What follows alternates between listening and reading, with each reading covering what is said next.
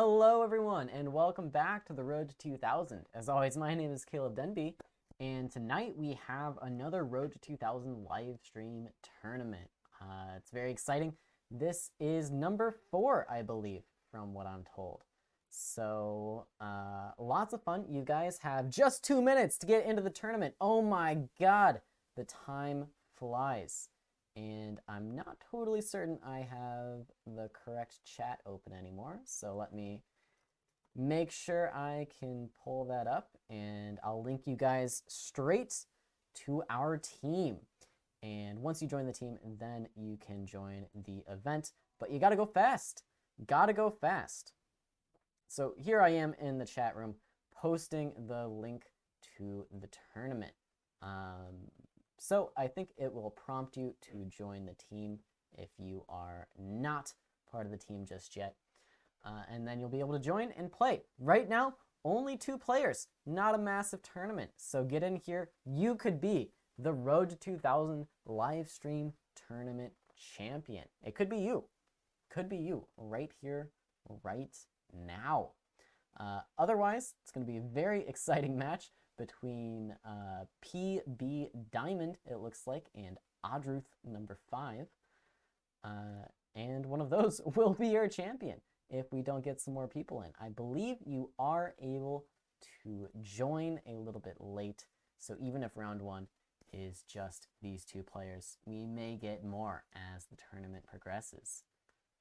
Virtuo Dude would join, but needs to eat something, otherwise your brain just won't be there. What time does it start? You have 30 seconds, Virtuo Dude. 30 seconds, probably like 10 seconds by the time you hear me.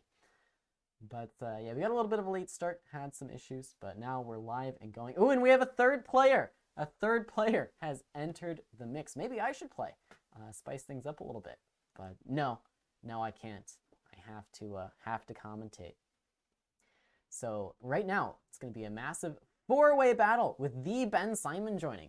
And this will be a big chance. Oh, 5 players. They're coming in. They're coming in quickly.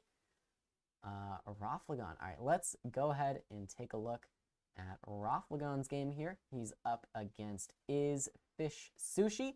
We also have Ben Simon playing against PB Diamond. All right, 1E4 by Rafflegon, and Is Fish Sushi responds with E5. We have the Petrov defense, D6. All right, knight F3, knight E4. And I recently recorded a video where white goes knight C3 and black plays bishop F5. Who can name that game in the chat? Knight C3, bishop F5. There's 2 games you could potentially name there, but we don't see any of that today. We just get D4 and D5 instead. And this is pretty tame stuff. Both players have a fairly symmetrical pawn structure. Sometimes you'll see white launch an early pawn out to C4, trying to take advantage of that extra move to apply some pressure to the center. And we actually do see Rafflegon going for that in this position.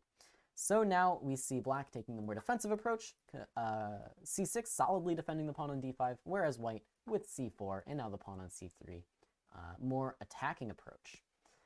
And so now the question is going to be, whose pawn structure on the queen's side is worse? We have this slightly weak pawn on B6, but after c takes D5, white has actually opened up the C file for an attack on the C3 pawn. It actually, furthermore, opened up this C6 square for the knight. Not sure if I would have been so quick to take on D5. By the way, if you are just joining, I will post the link to the tournament one more time. We are still short on players, so please, please, please feel free to join, and you could potentially be the Road to 2000 champion. This game well underway. White seems to know what they're doing, going after the B pawn and keeping the pieces well developed. Black also doing perfectly fine, though. This is the type of line that is very much going to be a marginal advantage for white. So not too much going on here just yet. Let's check in on PB Diamond versus the Ben Simon. And oh my god, Ben Simon's king is on A5. What happened? I gotta back up and see what happened. It was the old fried liver. I should have known. Should have known. And white actually won this piece back right away. And now it's looking a little bit tough for Ben. He's down a full piece. The king has found shelter, but the fried liver strikes again. Mike Cummer would be shaking his head.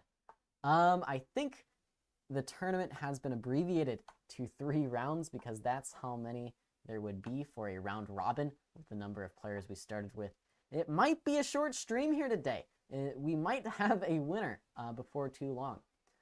But let's see what happens in this game with Ben Simon. And the king is just getting shredded on f6. I don't want to look at this anymore. I don't want to look anymore. Let's go back to this boring game where white is pressing with a small advantage. And yeah, you see b6 by black, so not really a move you want to play as black. Yes, it puts your pawn on a square where it's defended, but then you see this plan that white is coming up with here of playing a4, potentially even a later a5 is really going to put the pressure onto this b pawn.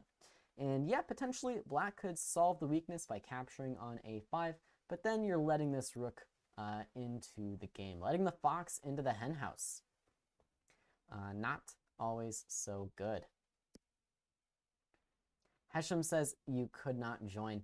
I'm not totally sure on how chess.com works with late joins to these things, but potential problem could be that you need to join our St. Louis Chess Club chess.com team. If you are a part of that, then it probably is some late join thing with chess.com. So here we see some tic-tacs in this game, and white does seem to be up a pawn at the end of the day, solidifying this bishop onto d5. That being said, this isn't exactly the ideal position for white. Yes, you have won a pawn, but now black has the rooks well situated to target these guys, and with opposite colored bishops, there are some chances here for black to hold on to things. We shall see. All right, rookie 1 check. The king is going to have to pick a side, either the center file or the f file. It comes back to f8. Even with only 2 pieces on the board, black showing some caution, keeping the king out of the pure center of the board. And I think that's a reasonable way to go. Now, though, we are down to an opposite colored bishop endgame, and I'm going to stop looking at the pieces. I'm going to start looking at the clocks. Is fish sushi? Probably, even if this position is drawn, not going to be able to hold this position for the sole reason that, you know, they're down to 13 seconds here. And with 13 seconds, it's just not going to go very well for anybody. When did I start learning chess seriously?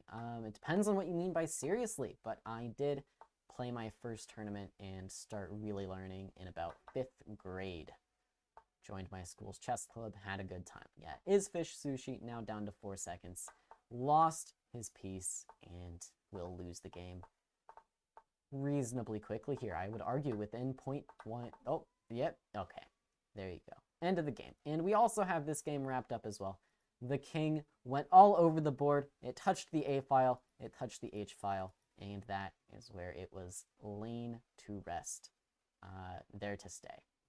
All right, round 2 is underway. Round 2 of 3, it really will be a quick stream today, it looks like. Maybe I'll play some games or something after just to keep the fun going. But let's keep an eye on our top board here. We've got Adruth, who is the lower rated player in the event with a first round bye, I believe, and 1 full point starting off. So let's see what Adruth can do against Raffle, who is off to a good start. In the meantime, we do have PB Diamond, who won their first game against Ben Simon, up against Abrinius. And this is looking to be another game with an open e-file and a reasonably symmetrical pawn structure. In fact, I would go as far as to say, yes, this was also a Petrov. The Petrov defense making a strong showing in today's tournament.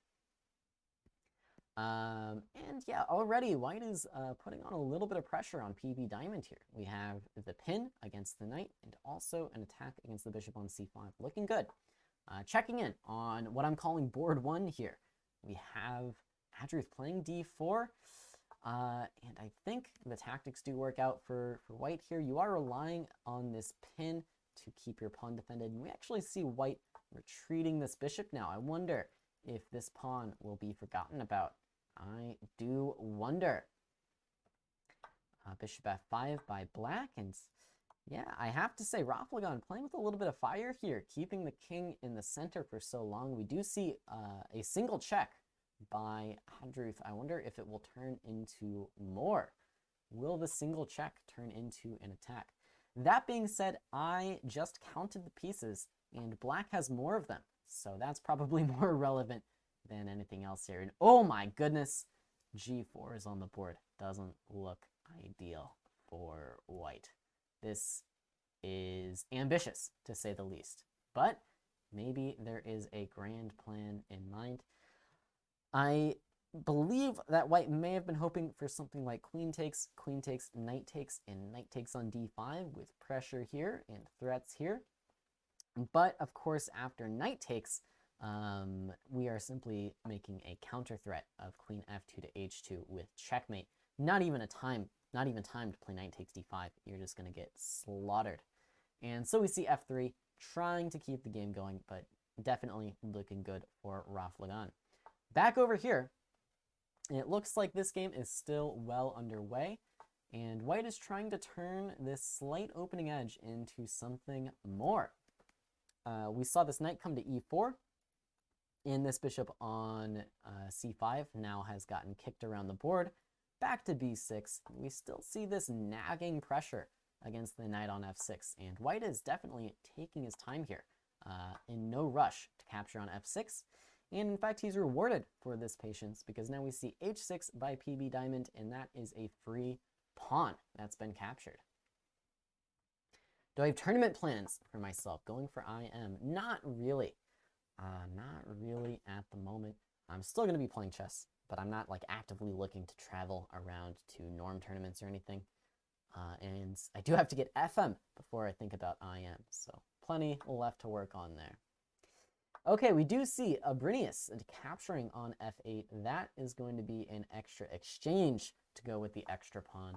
And oh my goodness, one quick move by PB Diamond, trying to press on the clock, but leaving this bishop behind. a4, a pretty nasty idea for white here, and that is going to be one extra rook after this bishop is captured. So white is a rook to the good, but now we see PB Diamond going all out, trying to force some mistakes with the limited time. That being said, let's check back in on Rafflegon. How is it going for Rafflegon? Definitely still a game. Rafflegon down to 30 seconds. Oh, and as I say that, you know, commentators curse, we do see a hanging piece. So not ideal for white, but 30 seconds on the clock. There are many, many things that could happen. But again, things do seem to be deteriorating here for Adruth. And we see a trade, not necessarily what you want if you're playing with the white pieces here. You want to keep some pieces on so you can keep the pressure on the clock, but white now has traded off the final piece. And 20 seconds isn't a lot, but I think Rafflegon is probably going to be able to pull this one out here. There's just too much stuff left on the board, and we do see the pawn beginning the march to the end, and that will be the end of the game. Once this queen's on the board, 14 seconds is plenty of time to find checkmate, unless this king can show some dance moves. Yeah, king g8, that's the thing to do with white here. You don't want to capture too many pieces. You want to use the enemy pieces to hide a little bit. 7 seconds, but that is checkmate. Not yet, though. Not yet. Okay, we see the queen and mate with 5 seconds to spare. Abrinius also pulling out his game against PB Diamond. And what do we have now? And the last round is underway. There's just one person on 2 out of 2, and that is Rafflegon up against Abrinius. Definitely this is the game to be watching. What else do we have? We have Mendel in the tournament, who I have not seen playing yet, up against PB Diamond. But let's keep an eye on this. We have our Roy Lopez and bishop a4, knight f6. Okay, pretty normal stuff.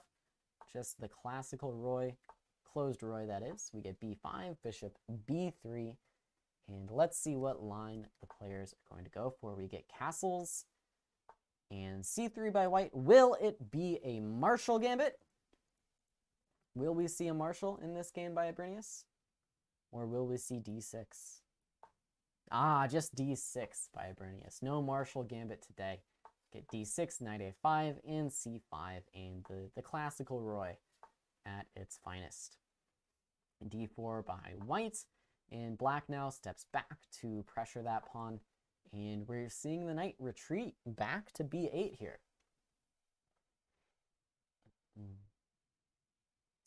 All right, so with the center fully closed now, it'll be interesting to see where the players decide to focus their attack.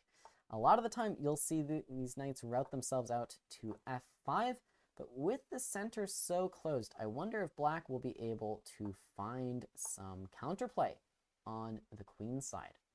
What variation of the Ruy Lopez is this? I am not the right guy to be asking these questions. I definitely should know the name of this one, but I couldn't tell you off the top of my head. I just know it as like the classical Roy. This is the way they played it in the olden days before they realized that the Marshall Gambit was so good. I think that's my chess history knowledge, at least. All right, we get b4 by white, and this is a pretty committal move now. I'm not sure if I'm actually such a big fan of this. Okay, c takes b is interesting. I was wondering, maybe you could consider just retreating the knights with the idea of playing a5 and a takes b4 and opening up the a file. This, though, is potentially also a good idea because you don't necessarily have to remove this knight from c5 just yet. You can keep this piece here for a little bit longer, and oh, didn't want to guess the move. And potentially, you know, still have ideas on the queen's side. Don't want to give too much away, as Abrinius is thinking. Let's check back in on Mendel, though, who is also a higher rated player in the tournament. And Mendel is just shredding PB Diamond. Is this another, like, Fred Liver or something? No, it was this stuff. How did this king get so out in the open? King e7 here is bold. Generally, when you hang a g7 pawn like this, you want to play just rook f8. You keep the king there, you play rook f8 where it's defended. Who cares about the h7 pawn, and you castle queenside. Otherwise, you get checkmated in like 15 moves, exactly like this. So we see more wild king hunts out of the opening. Players not respecting the king safety today, and Mendel moves to 2 out of 3. So Raffle is going to have to at least draw this game to clear first place. I'm not entirely certain how the tiebreaks are going to work out on chess.com. I get the feeling Rafflegon might be winning on tiebreaks anyways, but definitely it would be nice for him to actually win it outright rather than, you know, rely on those tiebreaks. Hello, Pablo Lopez. Okay, rook c8 played, and we see black actually, yes, maneuvering this knight back in order to allow his pieces access to the c3 weakness. Not the plan I had actually come up with. I thought black was going to go for a5, a4, and rather than focus on targeting the c3 pawn, I thought black was just going to try to invade on the a file and activate the pieces like this. That being said, it's hard to disagree with what black has done here because black is attacking a weakness and white is seemingly without a plan. Generally, white wants to rely on this bishop being a little bit out of play and hard to activate, but I'm not seeing an effective plan for white here. And after f3, you know, I really do have to say I like black's position quite a bit. b4, I think, is a great move because now you ensure your bishop is going to be active. I'm looking bishop a6, rook c5, a4 ideas, and all your pieces are going to come flooding into the game here. And yeah, bishop a6 into a4 by Abrinius, he finds the same idea, you know, sands the rook c5, and now black's pieces are simply able to activate along this b file. It doesn't really matter that we didn't win the c3 pawn. All we needed to do is activate our pieces. Now rook a7 though, and I'm not such a huge fan of this idea. You know, the huge advantage for black was being on the c file first as the only open file on the board. And black gives up that advantage and then gives up a rook as well, missing the sneaky bishop on d1, defending this pawn on a4. And that's going to happen in these lower time control games. 19 seconds on the clock, and Abrinius just throws in the towel. Decides not to play this one out and try to go for the flag. And with that, it is the fastest Road to 2000 tournament of all time. Unfortunately, we did have some tech issues at the very start, and we didn't have a lot of time for people to join the event. And so it ends after just 3 rounds. That being said, Rafflegon is the champion tonight. And if you do want to send Mike an email, I believe there's an email listed on the tournament page on our website. You are eligible to be entered into a raffle for a GM lesson. That's the grand prize. You could potentially get a free lesson with the resident grandmaster. So congratulations to Rafflegon. Be sure to reach out. You could even reach out on chess.com, I believe, to the St. Louis Chess Club account, and we'll get you entered into that chance for a GM lesson. That being said, I think we're going to call it here today a little bit early. Still a fun event, even though it was a bit smaller than normal.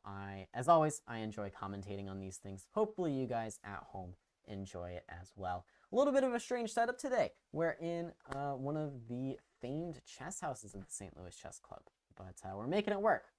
All right, thank you everybody for watching. As always, my name is Caleb Denby, and I will see you next time. Goodbye.